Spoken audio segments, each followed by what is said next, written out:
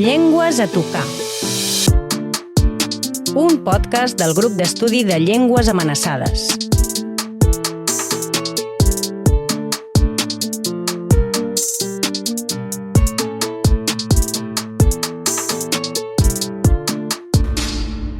El tàtar de Crimea. غريب أندار ساي جينا غريب تروفوف كيرلي دريا قاسي yaşlıdır közü. Hoş geldiniz, soc el Miquel Cabal i he vingut a parlar-vos una mica del tàtar de Crimea. Molt bé, gràcies Miquel per parlar amb nosaltres. Què és el tàtar? El tàtar de Crimea és la llengua turquesa que es parlava tradicionalment a la península de Crimea, que durant una època s'hi va deixar de parlar per les deportacions massives de població que va fer Stalin arreu de la Unió Soviètica i particularment a Crimea. S'han vendut tota la població dels tàtars de Crimea cap a l'Àsia central i per tant el tàtar de Crimea es va deixar de parlar a Crimea i a partir de finals de la dècada dels 90 s'hi va reintroduir amb la tornada de la població que n'havia estat deportada o dels descendents d'aquesta població que n'havia estat deportada. Per tant, és la llengua turquesa pròpia de la península de Crimea. O sigui que històricament era la llengua d'allà, va deixar de ser-ho per la deportació. És una llengua que s'assembla al turc? Sí, era la llengua d'allà durant l'imperi de l'Horda Daurada, que és el nom que rebia a la zona l'imperi turco-mongol, que va ocupar bona part del que és Euràsia, no? Durant una època, i particularment la zona del que ara mateix és Rússia i Ucraïna, i la zona de l'Àsia central també ocupava Crimea, i s'hi va establir un khanat més o menys independent, que era vassall de l'imperi otomà durant uns quants segles. El tàtar de Crimea presenta una particularitat interessant. Diguem que el tàtar de Crimea que es pot estudiar, l'estàndard del tàtar de Crimea, és una llengua turquesa del grup Oghuz, com el turc de Turquia. I de fet és molt semblant al turc de Turquia, amb molt poca voluntat. La intercomprensió entre un parlant de tàtar de Crimea i un parlant de turc de la Turquia moderna és total, no? El que passa és que els dialectes del nord del tàtar de Crimea sempre s'havien associat al grup Kiptxak de les llengües turqueses, que és un altre grup. No? De manera que teníem una llengua amb dialectes que pertanyien a dos subgrups lingüístics diferents. No? Això diu molt de les implicacions històrico-polítiques, no? Amb què ens referim a les llengües i les poques implicacions lingüístiques amb què de vegades designem les llengües. No? És a dir, el poc pes que tenen determinats elements lingüístics a l'hora de dir això és una llengua i això ja n'és una altra, i en canvi el pes que té el fet que aquestes diverses tribus turqueses que habitaven a Crimea i que van decidir ajuntar-se sota l'ègida del Khanat de Crimea van decidir també que ells parlaven una sola llengua, tot i que la tipologia lingüística ens diu que probablement n'eren dues, o en podrien haver estat dues. No? Bé, això és una curiositat tipològica. I aleshores, un cop deportats, van tornar, entenc, cap a Crimea. Com va ser aquest procés? El que es coneix com a sürgün, en tàtar de Crimea, que és la deportació massiva que va tenir lloc ara fa 80 anys, el 18 de maig de l'any 1944, 190.000 tàtars de Crimea van ser deportats en trens de bestiar de Crimea cap a l'Àsia central. Essencialment a l'Uzbekistan. També n'hi va haver a d'altres repúbliques centreasiàtiques i en altres territoris de la Unió Soviètica, però essencialment el gruix de la població de tàtars de Crimea es va establir a l'Uzbekistan. Durant molt de temps, fins i tot, va estar prohibit parlar dels tàtars de Crimea, fins al punt que no apareixien en els censos de població, és a dir, no hi havia tàtars de Crimea, de cop van desaparèixer, es van esvanir de la capa de la terra. Hi ha un turcòleg molt important en la història de la Unió Soviètica, que és Nikolai Baskakov. Baskakov, en el seu primer article que parla de les llengües turqueses de la Unió Soviètica, ni tan sols menciona el tàtar de Crimea. No existeix en aquesta mena de damnatio memòria romana, no? D'esborrar qualsevol traça d'existència dels tàtars de Crimea. Què passa? Que quan es comença a relaxar, no? Després del període stalinista, quan es comença a relaxar, imagina't, jo estava parlant de l'any 59, encara no es parla dels tàtars de Crimea, Stalin ja fa 6 anys que és enterrat, doncs triguen encara un temps i comencen a admetre que existeix aquesta població que viu a la Unió Soviètica i que i llavors la gent comença a preguntar-se com és que es diuen tàtars de Crimea i viuen a l'Uzbekistan, no? Que és una pregunta molt fàcil de fer-se. A partir d'aquí, el moviment d'alliberament nacional tàtar comença a caminar, es comencen a organitzar protestes i comencen a aprofitar també les petites finestres de possibilitat que els ofereix el relaxament del règim soviètic, en què hi ha també, per exemple, l'acadèmic Sàjarov o altres membres prominents, no, de la intel·ligència soviètica que es pronuncien a favor de les llibertats i a favor d'una certa democratització del règim. No? És en aquest moment que els tàtars de Crimea també diuen aquesta és la nostra, no? I fan una plantada a la plaça Roja, per exemple, durant un temps. Evidentment els desallotgen, però no amb la violència que hauria estat habitual en altres èpoques. No? I a partir d'aquí es comencen a fer visibles, hi ha uns quants pioners que retornen tant sí com no a Crimea i s'estableixen en tendes de campanya al primer solar que troben i després hi munten una barraqueta i després s'hi construeixen un edifici entre uns quants i així d'aquesta manera, diguem, van retornant el que és la seva, ells en diuen, la seva pàtria ancestral, no? El lloc d'on venen tradicionalment. De mica en mica, i sobretot d'ençà de l'esfondrament de la Unió Soviètica, se'ls garanteix el dret al retorn, és a dir, se'ls reconeix com a minoria ètnica desplaçada, com a poble originari, no? que mereix el dret al retorn, i la legislació ucraïnesa, perquè Crimea, fins a l'annexió il·legal per via militar de Rússia el 2014, Crimea pertanyia a Ucraïna, la Ucraïna independent, no? d'ençà de l'esfondrament de l'URSS, doncs la legislació ucraïnesa permet el retorn d'aquests tàtars, tant dels desplaçats originalment com dels seus descendents, els garanteix la ciutadania i els garanteix, teòricament, la llei deia, un tros de terra per poder-se establir. No? Això, evidentment, tenia molts forats, molts problemes, havien de batallar constantment amb tot i acabaven assentant-se als voltants de les ciutats en petits campaments improvisats que de barraques de vegades anaven millorant cap a construccions de més qualitat.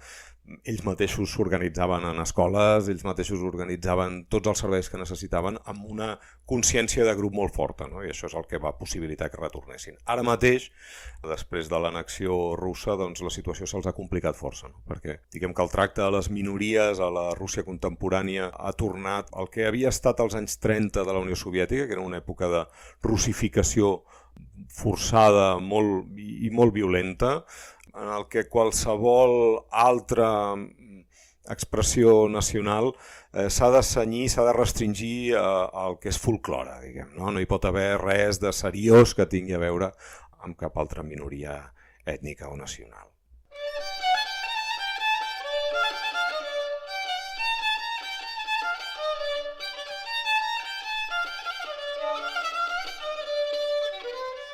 Sabahtan olsa uyansana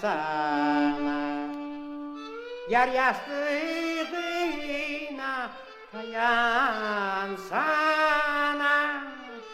Yar yastığına tayansana. Per tant, avui la llengua tàtara ha tornat a Crimea, però en males condicions. És una llengua amenaçada? Sí, el tàtar ha tornat en molt males condicions.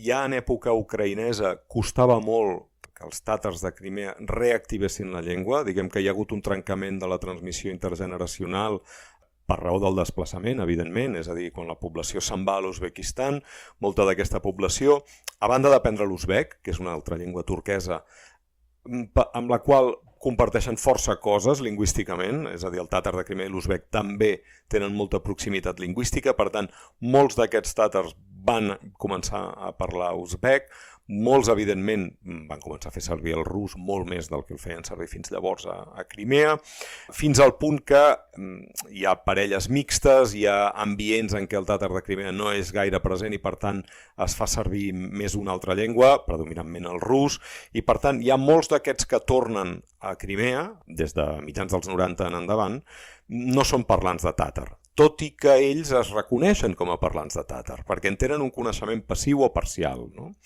aquest coneixement passiu o parcial que s'hauria hagut de capgirar, no? I convertir-lo en un coneixement, en una competència plena en la llengua que ells diuen que és la seva, repeteixo.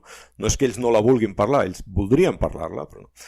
Ha fallat aquest capgirament de la substitució lingüística per diverses coses. En primer lloc perquè els estats no han invertit prou en el capgirament, com ja és habitual en molts llocs del món, no? Els estats no han invertit prou en el capgirament, no han garantit un seguit de serveis, no han donat una cobertura legal a aquest capgirament. A més, Crimea, dins d'Ucraïna, sempre va ser un territori força particular, perquè la majoria de població era russòfona, de manera que no estaven gaire disposats a cedir cap espai lingüístic, no? El conflicte lingüístic era molt fort a Crimea en aquest sentit, no? L'oposició lingüística a la penetració de qualsevol altra llengua, encara que fos una llengua que porta Crimea en el nom, no? Que és la llengua dels tàtars de Crimea.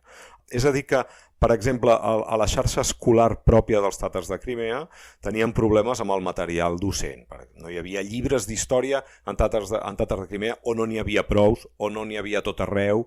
Els mestres de primària, els professors de secundària, no havien rebut formació en tàtar de Crimea perquè havien estudiat a l'Uzbekistan o al Tadjikistan o a Rússia o a Ucraïna. Per tant, ells havien après tot allò en una altra llengua i els costava molt d'impartir l'assignatura. Això passa arreu del món, no? Vull dir que n'hi ha casos paral·lels a tot arreu, en trobaríem, per desgràcia. I què passa? Doncs que aquestes escoles dels tàtars de Crimea, on, teòricament, excepte l'assignatura de llengua i literatura russes i llengua i literatura ucraïneses, tot s'havia d'impartir en tàtar de Crimea, bàsicament l'única cosa que s'impartia en tàtar de Crimea era l'assignatura de tàtar de Crimea. No? La resta d'assignatures s'impartien en rus o en ucraïnès, la de llengua ucraïnesa. Això era la realitat que jo em vaig trobar en el moment d'anar a investigar què passava amb aquesta llengua i què passava amb els tàtars de Crimea. Per descomptat, això impacta directament en els usos lingüístics dels tàtars de Crimea. Les generacions més joves, pràcticament en un 90% dels seus usos quotidians fan servir el rus. Ja fa un parell de dècades que és així, no? Únicament la generació més gran, probablement els últims supervivents de la deportació que queden a Crimea, són els que tenen, diguem, un comportament més militant amb la llengua, més consciència lingüística, i els que parlen la llengua amb els seus nets. Però a vegades aquests nets vagament els entenen, o potser sí que els entenen del tot, però són incapaços de respondre'ls en la seva llengua i els responen en rus. No? En les interaccions diàries, també, no només amb les generacions, diguem, que ara tenen de 5 a 15 o de 5 a 20 anys, sinó també els que en tenen de 20 a 40, la comunicació en tàtar de Crimea és molt problemàtica, no? Es dona en molt pocs casos, però sí que vam comprovar que com més joves eren, més els costava. També depèn molt de l'entorn en què visquin. Hi ha entorns rurals en què la població viu molt aglutinada, la població dels tàtars de Crimea, en què hi ha hagut una implantació important de retornats que tenen molta consciència lingüística i nacional, i allà sí que observàvem que hi havia criatures que eren molt competents en tàtar de Crimea, no? Però això eren casos molt aïllats, no? De manera que em deies si era una llengua amenaçada. Jo diria que compleix tots els requisits per considerar que és una llengua greument amenaçada, perquè la transmissió intergeneracional està trencada ja des de fa, jo diria que un parell de generacions, perquè la reintroducció ha estat molt lenta i molt matossera i no ha portat gaire enlloc, perquè ara mateix l'escenari en què es troba el tàtar de Crimea és un escenari encara més hostil que el que hi havia amb la Crimea ucraïnesa, i perquè, en definitiva, costa molt reintroduir una llengua quan no hi ha un marc que et permeti desenvolupar-te plenament la teva llengua d'una manera quotidiana. No? És a dir, que ara mateix és impossible viure a Crimea fent servir només el tàtar de Crimea. I això ja garanteix que la cosa pugui fracassar.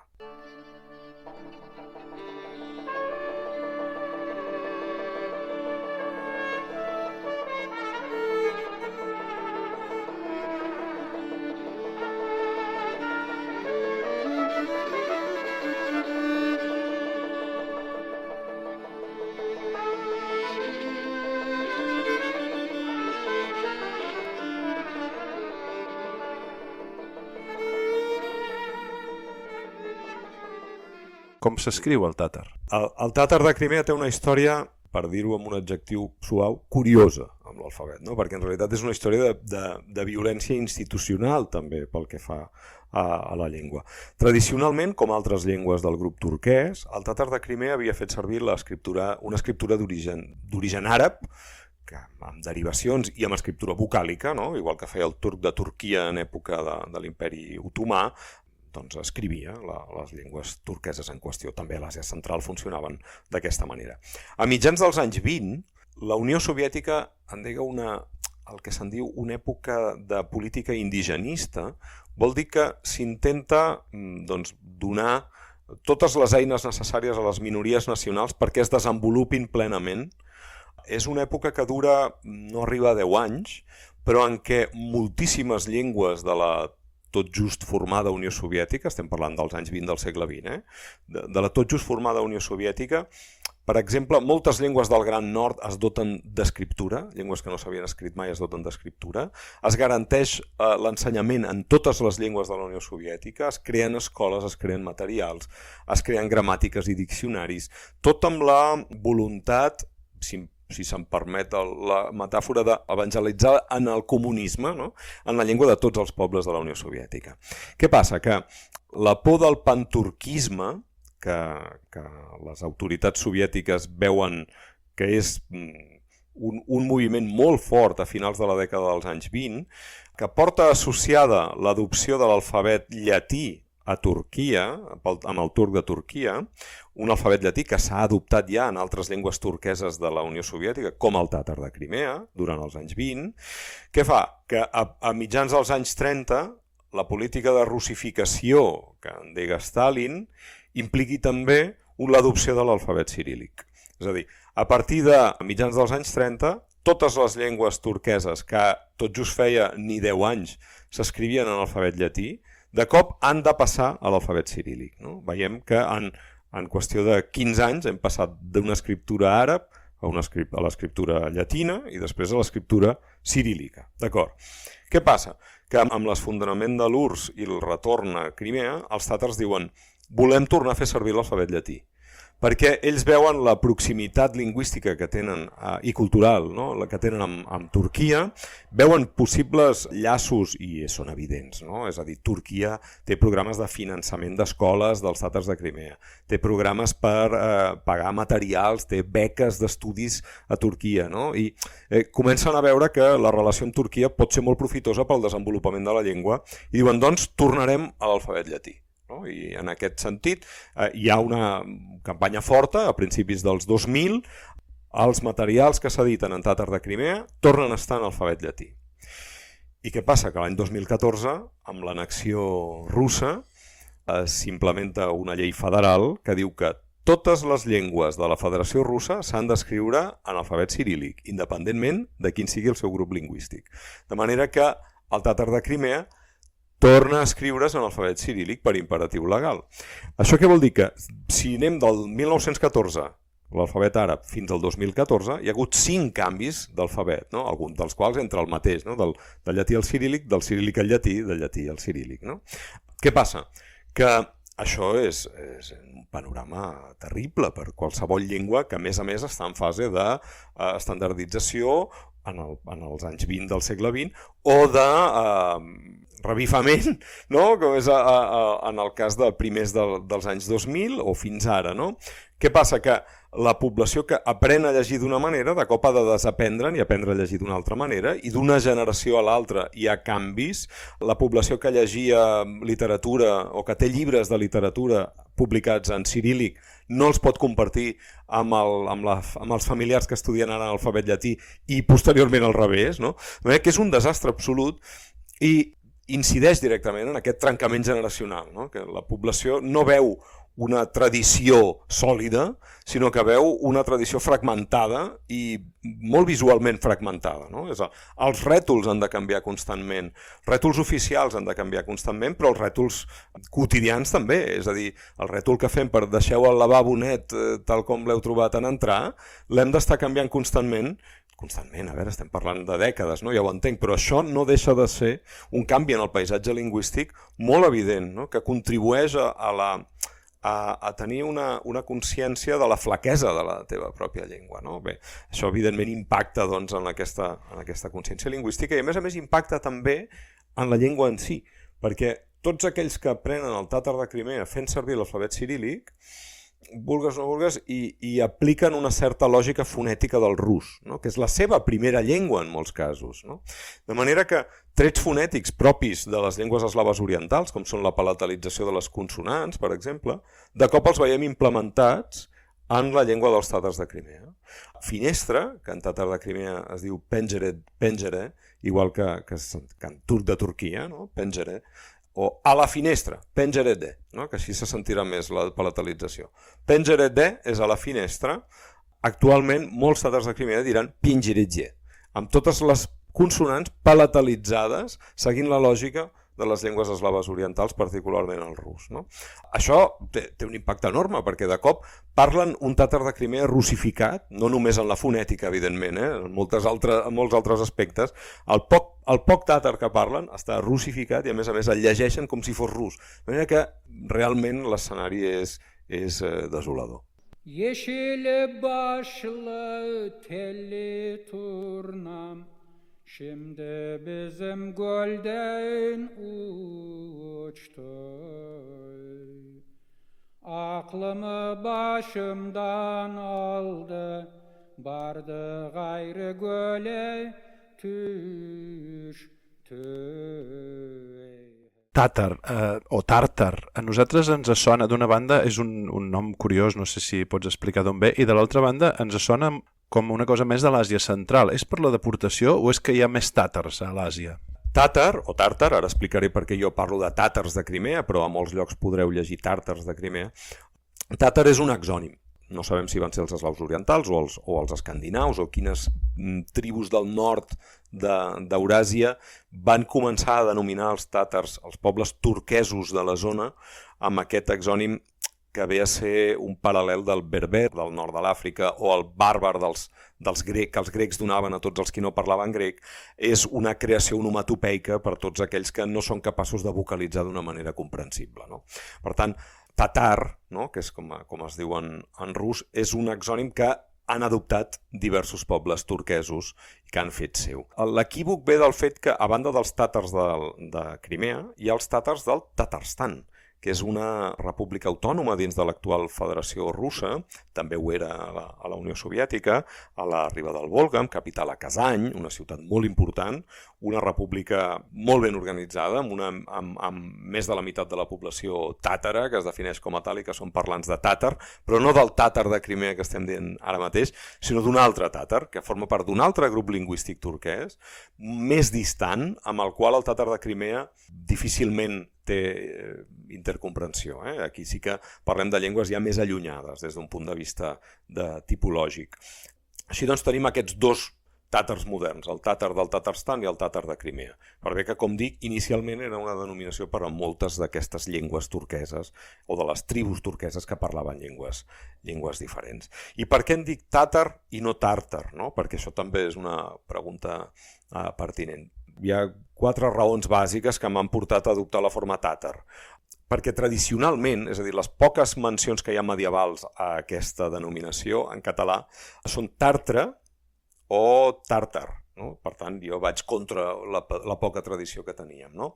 Segurament per influència occitana i més tard francesa trobem aquestes formes, però clar, entren en contradicció, per exemple, amb l'autodenominació d'aquests pobles. És a dir, tàtar de Crimea, en tàtar de Crimea, es diu Krym Tatart, Krym Tatarja, no? Que és el nom de la llengua. Tatar, per tant, aquí tenim. I el Tatarstan es diu Tatarstan, no pas Tartarstan, no? I ells mateixos, ells es denominen tatar, també, no? Per tant, aquí ja tenim una raó per tirar cap aquí i no cap al tàrtar, no? D'altra banda, el tàrtar l'associem eminentment a una preparació culinària que per via francesa ens ha arribat, no? El tartar, i no acaba de ser el mateix, no? Parlar d'una preparació culinària sanguinolenta, a més, que parlar d'un poble i una llengua. En tercer lloc, hi ha un aspecte que em sembla gairebé definitiu, que és que el tàrtar, en la tradició grecollatina, és l'Hades, és l'infern, i enviar algú al tàrtar, condemnar algú al tàrtar, és condemnar-lo a l'infern, no? I em sembla molt lleig referir-se a una llengua, a un poble, amb un mot que té aquestes connotacions tan obscures, no? I, per acabar, altres llengües que no són el castellà, com per exemple l'anglès o l'alemany o l'italià, fan servir la forma tàtar, no? I no la forma tàrtar, que bàsicament només la conserva el francès i el castellà, perquè l'ha presa del francès, no? A mi em sembla que, com que tenim l'oportunitat de decidir aquestes coses i d'argumentar-les i de discutir-les, no penso que un parell o tres d'ocurrències en la tradició medieval catalana justifiquin abraçar una denominació que té tantes connotacions negatives o equívoques, no? I per tant, a mi m'agrada més dir-ne tàtar. Per acabar, has parlat de l'imperi tàtar-mongol i, de fet, en l'imaginari europeu jo diria que els tàtars els associem molt a un poble guerrer, fins i tot cruel, no? Per la literatura. Tàtars i mongols comparteixen cultura? Són del mateix grup? Com és això? Parlem sempre de l'imperi tàtaro-mongol perquè aglutinava tribus mongoles i tribus turqueses, no? I en diem tàtaro-mongol perquè era com els eslaus orientals es referien a les tribus turqueses, en deien els tatar, no? Llavors en diem tàtaro-mongol. Era una força heterogènia la que va engrandir l'imperi tàtaro-mongol. A diversos territoris s'hi establien tribus diverses. D'aquí també la diversitat en els grups lingüístics turquesos de les llengües de l'actual Federació Russa, per exemple, o d'Ucraïna, que arriben fins a Moldàvia. D'aquí aquesta diversitat.